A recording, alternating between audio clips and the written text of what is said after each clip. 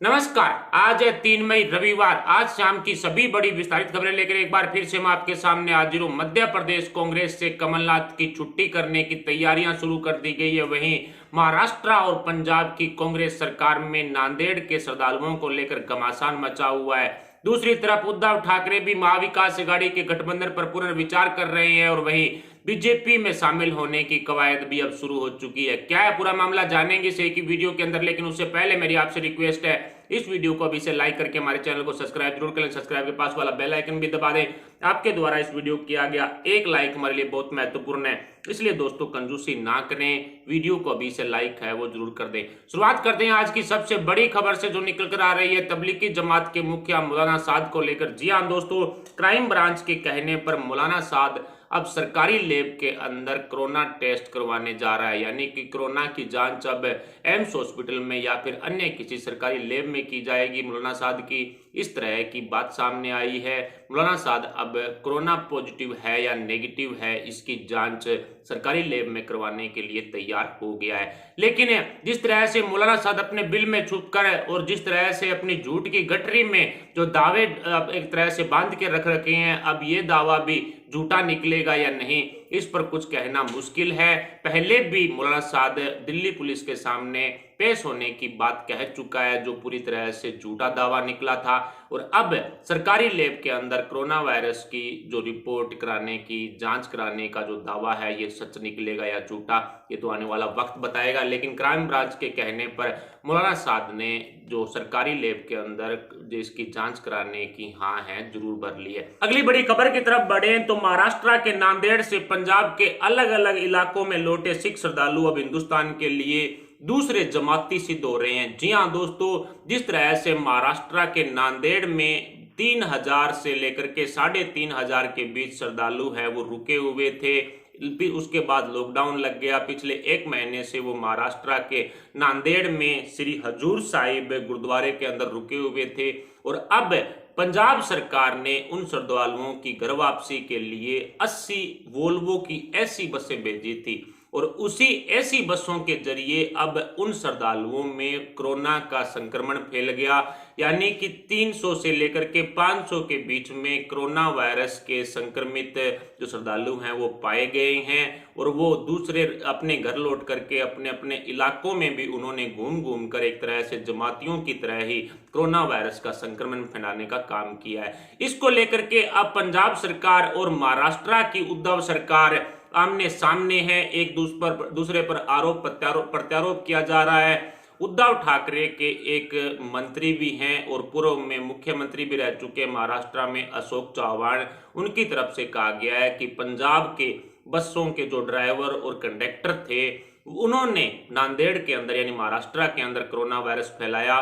उनके आने के बाद नांदेड़ के 20 श्रद्धालु कोरोना वायरस से पॉजिटिव पाए गए हैं। दूसरी तरफ कैप्टन अमरिंदर सिंह ने बड़ा आरोप उद्धव ठाकरे सरकार पर लगाया और स्पष्ट कहा है कि उनकी तरफ से जांच नहीं करवाई गई, उन श्रद्धालुओं की जांच करने के बाद उनको नहीं भेजा गया, और ऐसे में झूठी जानकारी पंजाब सरकार को दी गई कि उनकी जांच करवा ली गई है, कर दी गई है। लेकिन हालांकि सच ये है कि कोई भी जांच उन श्रद्धालुओं की नहीं हुई थी, बिना जांच के ही वो पंजाब में लौट आए और अपने अपने घर को चले गए। ऐसे में अब कैप्टन अमरिंदर सरकार की बेवकूफी के चलते ज्यादा से ज्यादा कोरोना वायरस के संक्रमित वहां पर पाए गए, और दूसरी तरफ जिस तरह से ये अमीरों की बीमारी है और इसी को लेकर के पंजाब सरकार के अधिकारी जिस तरह से वोल्वो एसी की बसें भेजने का जो दावा करके एक तरह से वाई लूटने का काम कर रहे थे, अब जांच में स्पष्ट हुआ है कि उसी एसी की वजह से इन सभी श्रद्धालुओं के अंदर जो कोरोना वायरस का संक्रमण है वो फैला है।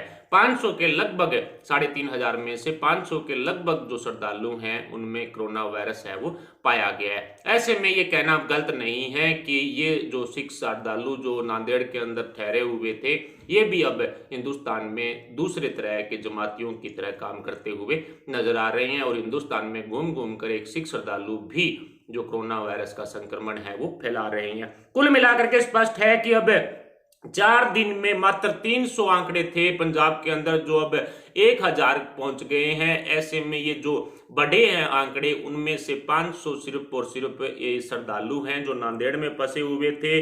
अब कैप्टन अमरिंदर सरकार ने जिस तरह से एसी बसों से श्रद्धालुओं को वापस पंजाब में बुलाया, उसी को लेकर के अब राजनीति है वो तेज हो गई है। वहीं पंजाब के मुख्यमंत्री ने उद्धव सरकार पर बिना जांच श्रद्धालुओं को भेजने का आरोप लगाया है और उनको इसके बारे में झूठी जानकारी दी गई थी। इस तरह का आरोप प्रत्यारोप चल रहा है, लेकिन सोनिया सेना की ब्रिगेड इस मामले पर बिल्कुल शांत है, क्योंकि पंजाब के अंदर कांग्रेस शासित प्रदेश है और महाराष्ट्र के अंदर जो कांग्रेस है वो बराबर की पार्टनर है उद्धव सरकार में। ऐसे में सोनिया सेना की तरफ से अभी कुछ नहीं कहा गया, और यदि इनमें से एक भी राज्य बीजेपी शासित होता तो आप खुद अनुमान लगा सकते हैं, सोचकर भी डर लगता है कि सोनिया सेना किस तरह से जो उन पर उछल कूद करती। इस तरह से 500 के लगभग जो श्रद्धालुओं में कोरोना वायरस का संक्रमण हुआ है, इसको लेकर के किस तरह से फिर कांग्रेस अपनी राजनीतिक रोटियां सेकती।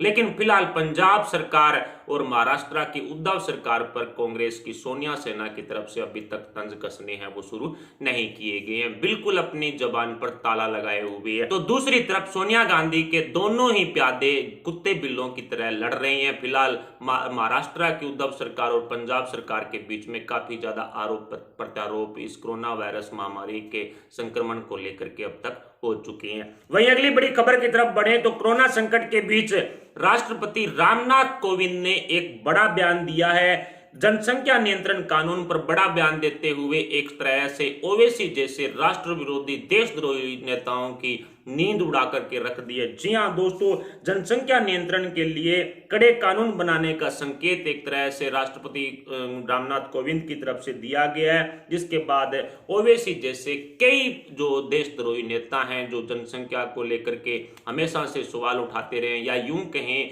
कि मोदी सरकार द्वारा उठाए गए हर कदम का विरोध करते रहे हैं। राहुल गांधी जैसे ये सोनिया गांधी हुई, कांग्रेस हुई, ओवैसी जैसे नेता हुए, इनको कोई मतलब नहीं है मोदी सरकार के किसी भी काम से, चाहे वो कितना भी अच्छा काम हो, उसके ऊपर कहीं ना कहीं सवाल उठाने का काम ये लोग करते हैं। इस तरह से राहुल गांधी ने कल आरोग्य सेतु ऐप को लेकर के सवाल उठाए थे।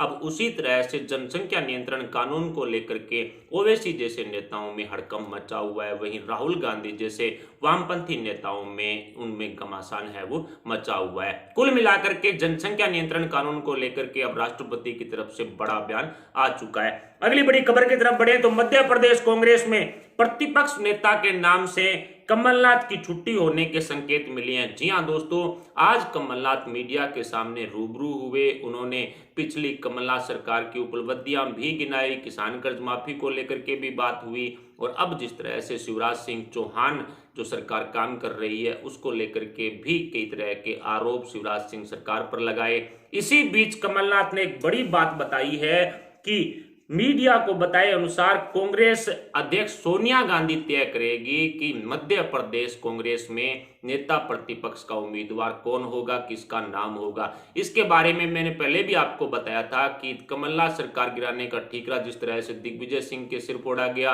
और उसके बाद दिग्गी राजा की राज्यसभा सीट से छुट्टी कर दी गई है, और इसी को लेकर के दिग्गी राजा ने मोदी सरकार की तारीफ करना शुरू कर दिया है। इसी बीच कमलनाथ की भी नेता प्रतिपक्ष के रूप में जो उम्मीदवारी के नाम पर जो कई तरह के सवाल उठ रहे थे, और अब कमलनाथ खुद आज बता चुके हैं कि कांग्रेस की राष्ट्रीय अध्यक्ष सोनिया गांधी ही तय करेगी कि मध्य प्रदेश में कांग्रेस की तरफ से नेता प्रतिपक्ष का नाम किसका होगा।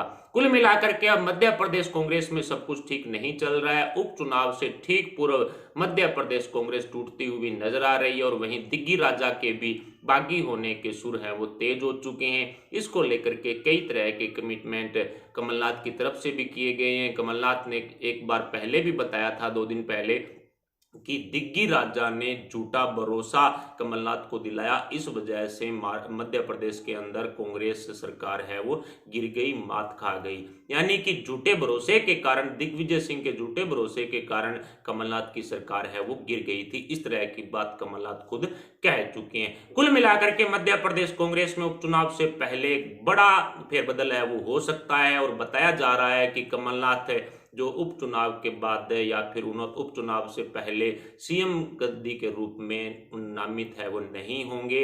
यानी कि अब मध्य प्रदेश कांग्रेस में अगला सीएम का उम्मीदवार किसी और का नंबर होगा।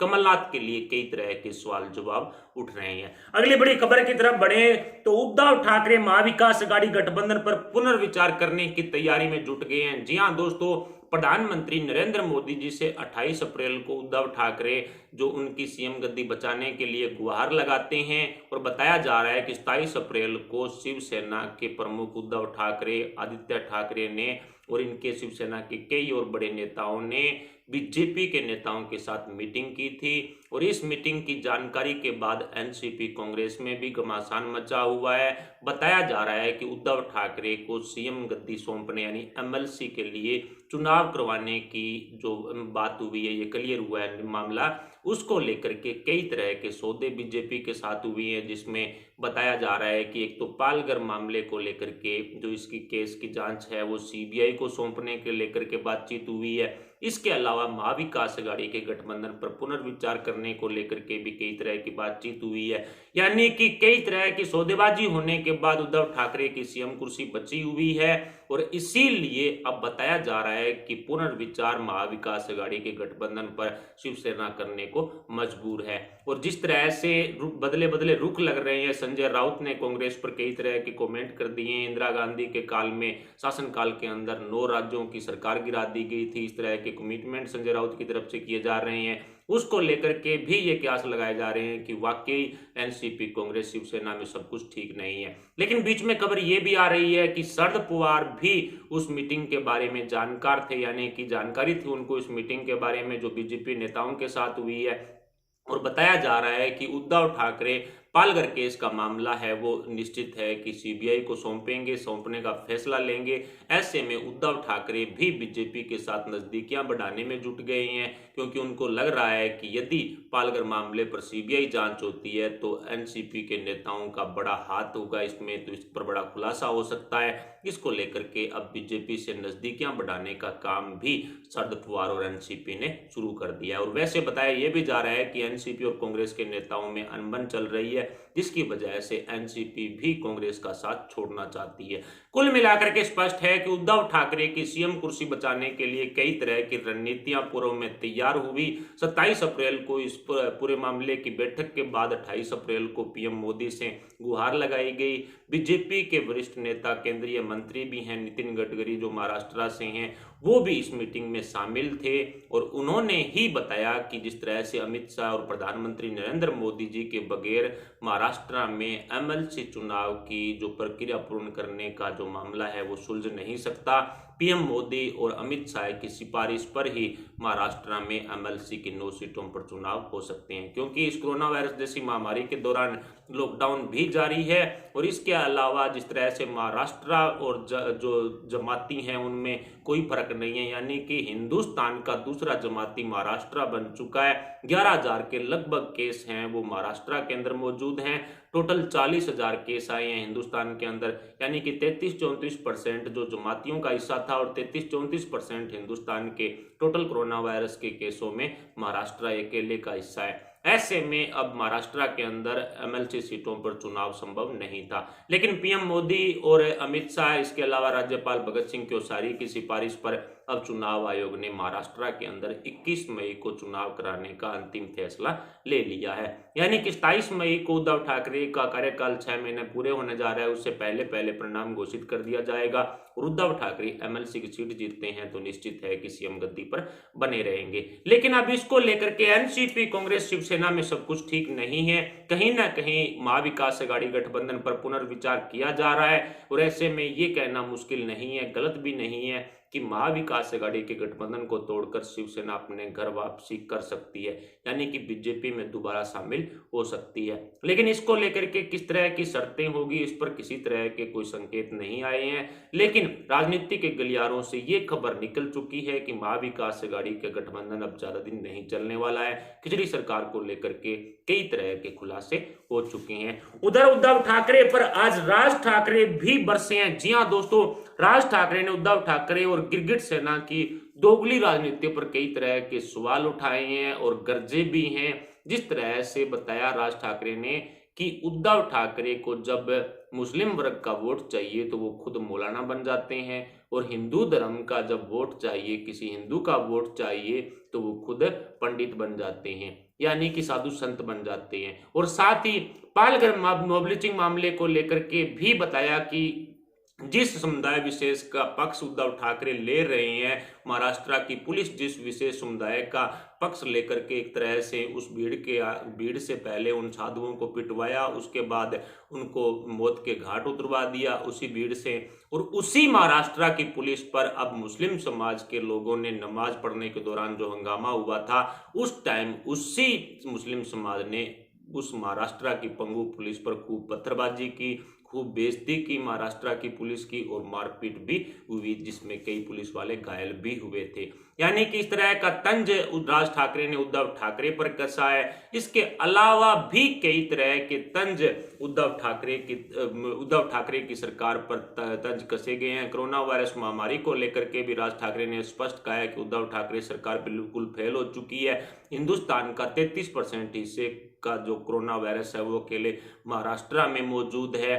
और अब जिस तरह से उद्धव ठाकरे सरकार पालघर मामले को लेकर के दोगलापन कर रही है, उस पर भी राज ठाकरे ने कई तरह के सवाल हैं वो उठाए हैं। कुल मिलाकर के स्पष्ट है कि राज ठाकरे उद्धव ठाकरे की इस दोहरी राजनीति से काफी नाराज चल रहे हैं। वहीं राज ठाकरे ने कहा कि हिंदुओं के भी पीछे जिस तरह से त्योहार निकले हैं, रामनवमी निकली है, इसके लिए दलित भाइयों के लिए जो अंबेडकर जयंती निकली है, उस टाइम पूरे कानूनी कायदों के साथ तो उन्होंने अपने घर पर रह करके इस त्योहार को मनाया। लेकिन अब रमजान के महीने में जिस तरह से जो विशेष प्रकार की दुकानें हैं उनको खोलने की छूट दी जा रही है, इसके अलावा भी कई तरह के जो कानून हैं वो तोड़ करके ये रमजान के महीने में जो मुस्लिम समाज के लोग हैं वो किस तरह से जो लॉकडाउन का उल्लंघन कर रहे हैं, ये किसी से छिपा नहीं है। और उसके बाद जब से रमजान का महीना यानी कि 23-24 अप्रैल को जब ये शुरू हुआ है, तब से सबसे ज्यादा जो आए दिन बढ़ते हुए केस हैं वो आए हैं। यानी कि रमजान के महीने के बाद काफी ज्यादा कोरोना वायरस के संक्रमण के जो केस हैं वो महाराष्ट्र में बढ़े हैं। ऐसे में उनके लिए एक तरह से छूट दी जा रही है। और राज ठाकरे ने स्पष्ट कहा कि सोनिया सेना और एक तरह से शरद पवार के हाथ में उद्धव सरकार है। उद्धव ठाकरे सिर्फ और सिर्फ सोनिया माता और शरद पवार के कठपुतली बनकर रह गए हैं। इस तरह के कई प्रकार के तंज हैं वो उद्धव ठाकरे पर राज ठाकरे ने कसे हैं। और वहीं कहा है कि हिंदुत्व के सिद्धांतों को छोड़कर अब शिवसेना गिरगिट सेना है वो बन चुकी है। इस तरह की बातें हैं वो राज ठाकरे उद्धव ठाकरे की सरकार पर बोल चुके हैं। फिलहाल उद्धव ठाकरे पर कई तरह के संकट के बादल जो छाए हुए थे सीएम गद्दी को लेकर के वो तो टल गए हैं, लेकिन महाविकास अघाड़ी की सत्ता में अब कोई बड़ा फेरबदल हो सकता है। शिवसेना अपने घर बीजेपी लौट सकती है। इन सभी खबरों पर आपके क्या विचार हैं? उद्धव ठाकरे क्या वाकई में कांग्रेस एनसीपी के साथ गठबंधन तोड़ करके बीजेपी के साथ सरकार बना सकते हैं? इस पर आपके विचार आप अपने हमारे कमेंट बॉक्स में जरूर बताएं। साथ ही वीडियो को लाइक जरूर कर दीजिएगा। अभी के लिए इतना ही, मिलते हैं अगले वीडियो अगले अपडेट के साथ। तब तक के लिए जय हिंद, जय भारत।